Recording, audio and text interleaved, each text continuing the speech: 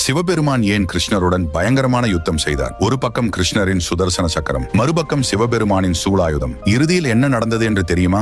உங்களுக்கு சிவபெருமான் பிடிக்கும் என்றால் ஒரு லைக் செய்து சேனலை சப்ஸ்கிரைப் பண்ணிக்கோங்க. பாணாசுரன் என்ற அசுரன் சிவபெருமான் மீது அளவு கடந்த பக்தி வைத்திருந்தான். தினமும் அவனின் ஆயிரக்கணக்கான கைகளை பயன்படுத்தி மத்தளம் வாசித்து சிவபெருமானை ஆனந்தப்படுத்துவான். ஒரு நாள் ஆனந்தம் அடைந்த சிவபெருமான் அவன் கண்முன் தோன்றி, உனக்கு என்ன வேண்டும் என்று கேட்கிறார். சந்தோஷத்தின் உச்சிக்கே சென்ற பாணாசுரன், எப்போது நான் போர் செய்தாலும் நீங்கள் எனக்கு துணையாக இருக்க வேண்டும் ஈசனே என்றான். சிவபெருமானும் சிரித்தபடி அவனுக்கு வரம் வழங்கினார். இந்த நிலையில் பாணாசுரனின் ஆணவம் அவனின் மகள் உஷாவின் மூலமாக வெளிவந்தது. உஷா கிருஷ்ணரின் பேரனான அனிருதனை விரும்புகிறாள். இது தெரிந்த பாணாசுரன் அனிருதனை சிறைபிடிக்கிறான். இதில் கோபமடைந்த கிருஷ்ணர் பெருஞ்சேனை ஒன்றை திரட்டி கொண்டு பாணாசுரனை எதிர்த்து போர் செய்ய வருகிறார். மிரண்டு போன பாணாசுரன் உடனே சிவபெருமானை அழைக்கிறான். கொடுத்த வாக்கை காப்பதற்காக சிவபெருமானும் தன்னுடைய பூதகணங்களை அழைத்துக் கொண்டு யுத்த களத்திற்கு வருகிறார். பிரபஞ்சமே அதிரும் அளவிற்கு இருவருக்கும் நடுவே போர்